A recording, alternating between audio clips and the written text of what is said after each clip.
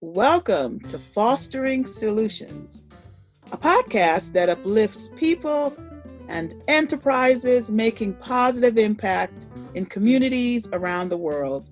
I'm your host, Dr. Michelle Foster. I am excited about this new series, Maximizing with Michelle. It's a part of the launch of my new book, Maximizing Impact, Success Strategies for Dynamic Nonprofits. So I've invited a few guests who will be joining me in conversation to learn more about how they have been maximizing impact in their respective organizations. So today, my guest is Jennifer Waggener. She is with Faith in Action in the Greater Kanawha Valley. So Jennifer, tell the audience about yourself. Who is Jennifer Waggener? Well, hello, Michelle, and thank you for having me on. I'm delighted to be here.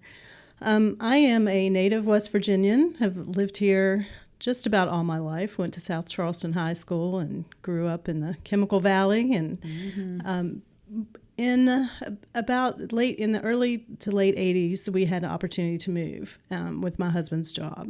So we moved to Richmond, Virginia, and then we were in Raleigh, North Carolina, and we were away from West Virginia for about 16 years or so. And then the opportunity came knocking to come home, and we jumped on it. Our kids my youngest was a senior in high school. My daughter was about to graduate from college. So it was just time. My parents lived close to here, and his mother was still here. We have lots of family here, so we just decided it was time to come home, and here we are. So came home to an empty nest. Wonderful, wonderful. So you are the executive director of Faith in Action. So talk about your journey. Did you start off in the nonprofit sector? Did you start off somewhere else and end up where you are? Reaching this point in my career has been quite a journey, and I think that every stop along the way has helped me to maximize my impact in this community through Faith in Action. I started out wanting to be a journalist, and I owned a magazine here in town for a few years called Focus on the Valley, and our goal was to report on the positive news. We felt like we were being bombarded with all the negative news, and we wanted to be an outlet for the good stuff. So we came out every 2 months, and we did that for a couple of years. It was not a moneymaker, needless to say. It was, but it was a labor of love, and I enjoyed every minute of it.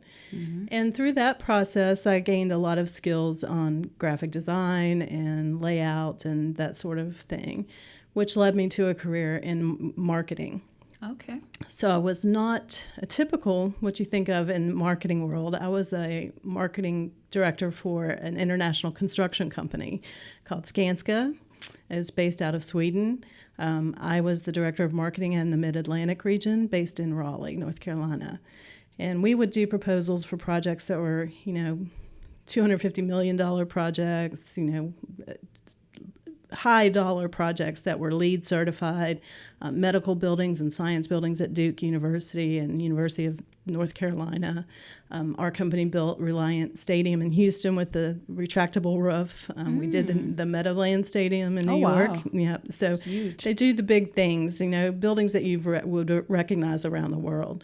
So that was my background. I was working on preparing proposals to win the work, so that our guys could go out there and do these jobs and get these construction projects underway. So that laid the groundwork, unbeknownst to me. Those are some great skills, Yes. Very awesome transferable skills. For right? sure, because responding to an RFP is very much like submitting a grant. I mean, it's exact, and you have to answer every question, and you have to have the data, and you have to have the stories, and you have to have the narratives, and all of those things, and the expertise. You have to prove the expertise. So it was very transferable when I got to this place later in life. But when we first moved back from West Virginia, I was working a big job with a big salary and all big benefits and big responsibility and lots of stress and all of that. And I know that job just didn't exist here in Charleston. So I changed my mindset and decided that I was going to try to go down a path that would enrich my soul and my heart more than my pocketbook at that time.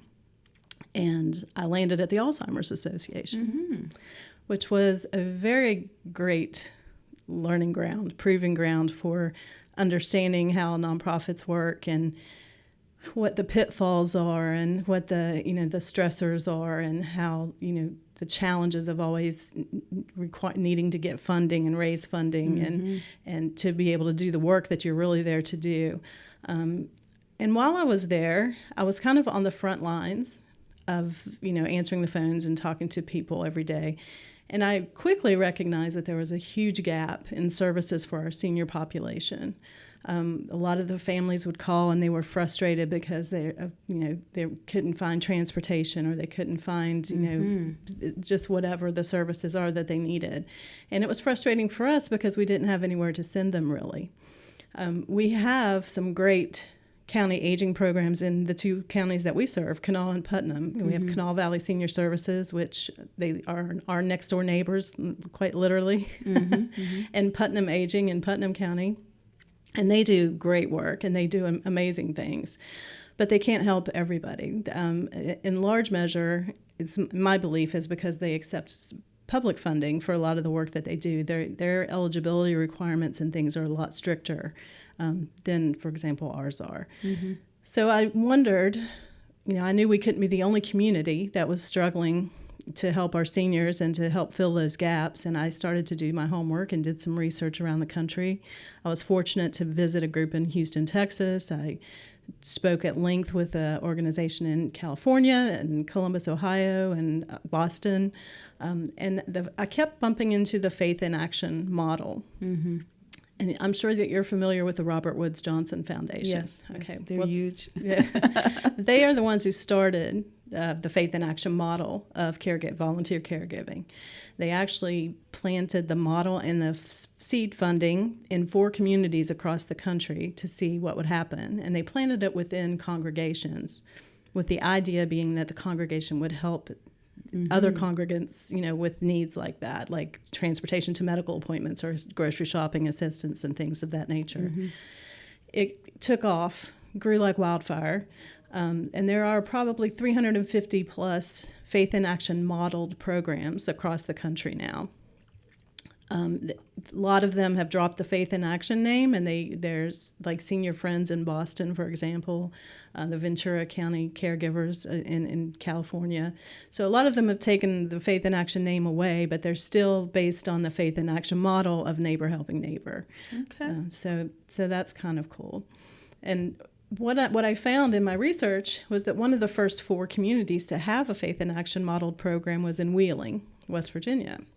And fortunate for me, Jeanette Wojcik, who was the executive director. So the first in the nation was in Wheeling? One of the first 4, yes. Oh, wow. Yeah. Okay. And the executive director who started the program there was still there when I was poking around and doing my homework. She opened her brain, her heart, everything to us. Wonderful. She was excited for us to get up and running. She gave us her bylaws, her training materials, and she said, take it, use it, adapt it, do whatever you need to do. So that's what we did, and we call her, she's our guardian angel, and she always will be. She's a lovely person, and she really helped us get off the ground a lot faster than we would have otherwise. So how long has it been? That was actually, that conversation started happening in 2013. And the Alzheimer's Association, I'm so blessed that I worked in an environment that I did, that they believed in what I was doing and they supported me doing that. And they actually gave me time at work to do what I needed to do to get this off the ground. So we were able to incorporate Faith in Action on May 1st, 2014. And we just turned 9. We're going to do something big for our 10th anniversary. And in that time, it's pretty amazing because we went from 0. My husband wrote the check for our, to send to the IRS for our nonprofit status and all of that stuff right at our kitchen table. We went from 0 money, 0 volunteers, 0 care receivers to today, 9 years later, we have 230 plus volunteers. Wow. We serve anywhere from 400 to 500 seniors in an average year, and it's pretty incredible. So I think we proved the hypothesis after the fact. Yeah. And I'm listening to your story. You did a lot of things right. Like you actually worked in an organization and then saw the need. So instead of just saying, "Oh, I want to start a nonprofit," you actually saw a need, did your homework, found a model that worked, and it's those are all things I talked about in my book. I was like, "Oh yeah, okay, check." Had I read your book before I started this, though, I might have been. I probably would have been a lot more thorough in the things that I did. Because I really did fly by the seat of my pants a lot. And part of it is entrepreneurial, you know what I mean? For sure. And there are things I, like when I look back on my time in nonprofits at Kaiser, there are things I wish I had known earlier on. And that's kind of why I'm like, okay, y'all, I wish I knew some of this before I started. So, but here are the things that that's kind of, So I kind of learned by not knowing and having to ask the questions or do the dumb thing. And, you learn that way. You learn that way, and you learn by being turned down and, absolutely. Yeah. So what keeps you, it's been 9 years. Yes. So what keeps you at Faith in Action? Gosh, it's just in my heart now. It's part of my DNA. I am an active volunteer with the organization and always will be, no matter what happens to my role as a staff person or the executive director. So I drive seniors to medical appointments. I do some grocery shopping with them. I talk to them on the phone all the time. They all know me. And that's what keeps me in it. Their gratitude and their sincere appreciation, and just knowing. I tell our volunteers, or especially our prospective volunteers, that you will know the impact you made the very day you make it. Wow, because they will tell you. Right, immediate feedback. It is immediate, and so you leave your task or your assignment, knowing that you've done something that changed somebody else's life for the better. Got to be really fulfilling. It is. Really fulfilling. So this series that I'm doing is entitled Maximizing Impact. So it's about maximizing impact. What does that term mean to you? What does maximizing impact mean to you? It's funny because it's meant different things to me at different points in this journey. And early on, it meant I need money. I need, to get financing and funding to help make these programs possible. At another point, it meant I need to get a pipeline for volunteers and make sure that is constantly growing and changing. Today, it means increasing our capacity of our staff to be able to do more things. If I can give you an example, I do an intake visit with every person who applies to be part of our program. It means that I go to their home and I tell them about the program. I let them put a face to the program. Right. I let them ask questions, and I can kind of assess if there's other programs of ours that they might not know about, that we, how we can fully, holistically help them. But that can be as many as 1,100 intake visits. That's a lot. And that breaks down to about 5 weeks of my time. That's a lot. And it's an important role, and it's an important job that needs to be done. But am I the one that necessarily needs to do it at this point in our growth and in our arc? So how many people are working with you? Just one other person. Just one other person. Yes, just me and one person. So we have we are in the process of trying to obtain funding for a program of volunteer intake assessment teams, where the goal is to take a couple of get nurses, retired nurses, social workers, people that have been in that realm before, offer them gas allowance and offer them a stipend to take on so many of those a month and do those intake visits for us. Okay. I think they could probably bring something more depth to the intakes that we do, and get it, because they know what they're doing. I'm not a social worker, and I've never been in that world before. So, but I want to send them out in teams of 2 for safety and that sort of thing. Right now, it's just me. I just go out and do my. That would definitely alleviate your stress for sure. And it would free up more than a month of my time to focus on building new programs, training new volunteers, whatever the case may be. Right. So have you read Maximizing Impact? I have. Success Strategies for Dynamic Nonprofits? I have. I've marked several pages in there that are pertinent to me and important to me. So what are some of those that really First of all, I'd like to say that what an impressive woman you are. I always knew that you were, but I did not know your whole background, and that was a very fascinating part to go through. The section on logic models, I took a workshop with you guys before on logic models, and I clearly got I was connected to why it's important, but having it here in this book, I'm much more, this is how I learn. Okay. It has helped me a lot to, we're getting ready to go into a volunteer management strategy session and planning session, and we've got a whole team of volunteers and people coming in to help us build out a strategy. And that logic model is going to be a big part of that day, because I understand it better now, and I understand. So I really appreciated that a lot. Good. That's one of my favorite tools ever. I mean, it does. Yeah. It makes so much sense. It makes sense. It just makes sense. Yeah. When I took the workshop, like I said, I connected with it, and I definitely understood it, but I felt overwhelmed by it. Maybe but now I don't. Now I feel like I have more data. I have more input in my own brain to put more out into a logic model, make it make sense. And when I first learned, the first couple of times I learned it took me a while for it to click too. So don't feel bad. That's normal. that is normal.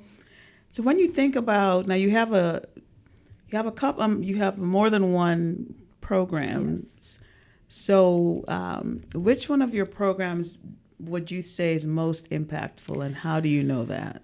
The most impactful program we have, far and away, is our transportation to medical appointments, because if a lot of the seniors that we serve have chronic health conditions, and if they aren't making their appointments, if they aren't getting to their doctors and having their medicine checked and that sort of thing, their health can deteriorate, and that's they're not going to be able to stay in their homes. Yeah.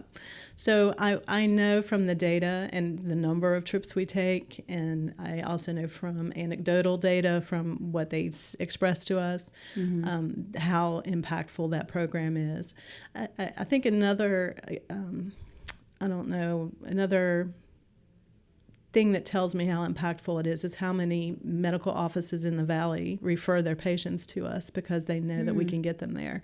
And that tells me something. I mean, that's not, a data metric. That's like an endorsement. Right. Yeah. But it's not a data point that I can put on a metrics or anything, but it tells me that it is having an impact. That's awesome. What do you know now that you wished you knew when you first started in your position? Oh, gosh. Well, when you those early days after the Alzheimer's Association. I wish I knew how often I was going to have to speak in public in front of people, because I was always behind the scenes. When I'm writing the proposals and I'm training our guys, our construction supervisors how to present the case that we should win the job. I didn't have to stand up and present. I was behind the scenes pulling the strings, and that was something I wish I had more knowledge of and experience. So now you just do it without even thinking. Well, that's debatable, but yeah. We all have to, because I always say I'm shy. I mean, lately I've been kind of trying to shed that, but I'd much rather just do the work, but you learn that you've got to talk about what you're doing. You ought to tell your story to get it out there for several reasons. You can't just hide away and just work. I mean, it's for the support, it's for to increase your volunteer capacity, it's for all those things, to make sure that you're helping people that need help or that they know that you exist. For sustainability in general. In general, you've got to get out there. So what do you feel proudest of when you think about the work that you do? What are you most proud of? I think I'm proud of the fact that we retain our volunteers. They don't leave us. They stay with us. And I'm proud of the way that we have built and structured our volunteer program, because I was talking to somebody just today, in fact, and it's so flexible, and people can do it on their schedule when they're available. They can pick the assignments that appeal to them. If they like to grocery shop, great. If they like to install handrails, great. If they like to drive, can just install all the handrails everywhere. They can pick and choose. They're not tied down to a specific commitment every Tuesday at 10 or whatever. And for that reason, I think our volunteers stick with us, and they they just love working with us, and so that's been very helpful, and I'm pretty proud of that. I'm also proud of the fact that from 2015 to the end of last year, our volunteers, the value benefit of the work that our volunteers put out in the community was over $600,000, and that's pretty incredible. And that, because there's a number where you can calculate the value of a volunteer hour, right? There's an organization called independentsector.org, and every year they create the value of a volunteer hour. Yeah. And I use the dollar of value for West Virginia, because they have a national number, but then they also break it down state by state. Right. And in that short amount of time, that's the dollar value of impact that our volunteers have had. It's amazing. Yeah. It's amazing. Yeah. When you think of opportunities for growth, what are they? I have lots of big dreams for this program. Probably the biggest one is I want to start a quality of life rides program. When we do evaluations of our care, surveys of our care receivers, the number they're always very complimentary and positive, and we get great feedback from them. But when we ask the question, what could we do for you that we're not doing? What would you like to see us do? I would like to go get my hair done. I'd like to go visit my sister in the nursing home. I would like to go to lunch with a friend, Wow. But transportation is a barrier to more than just medical appointments. So I would really love to create a program, and we're working and we're trying really hard, but to build a quality of life rides program where, seniors can do things that they want to do that don't involve just going to grocery shop or just going to, not just the necessities. Correct. It's just the quality of life. life. Yeah. I mean, one of the things that broke my heart, we do senior Christmas every year for seniors in the Kanawha County. And, one of them said, I just would love to be able to go Christmas shopping for my great grandkids, myself. But she said, I just give money to my kids, and they shop for me. And she said, she wanted to just go Christmas shopping. I mean, it's just simple things like that, and that's really at the heart what Faith in Action is all about. It's neighbor to neighbor. That's what we're just the facilitator, connecting the two. Yeah, because if it's, and I'm sure that helps with their mental health. Oh, for sure. Yes. Oh, absolutely. Are you familiar with the study that the AARP did that said, I'm not sure, loneliness and isolation can be as deadly as smoking a pack of cigarettes a day? Wow. That's pretty powerful. Especially with COVID and everything that we absolutely. Oh, wow, that's pretty powerful. Yeah. So, we'll put that out there. You never know who's listening. So what advice would you give to someone thinking about starting a nonprofit program or organization like yours? What advice would you give to them? The main thing I would tell them is do your homework, do your research, don't duplicate efforts, right? When we started this, that was something that was really important to me. I did not want to be redundant. We're not here to compete with Kanawha Valley Senior Services. We're here to complement them. Absolutely. And, there's plenty of work to go around. But, make sure that the work that you want to do, if there's somebody already doing it, go and help them. Help them do the work. There's lots of ways you can help them do the work. But that would be my biggest piece of advice is, don't try to reinvent the wheel or to create a program where one already exists. That's just, that takes away from everybody, that it limits access to resources and all kinds of things. Absolutely. As you look to the future, what gives you hope? Oh, gosh. What gives me hope is the fact that how eager people that I meet are to help each other. I think that gives me the most hope.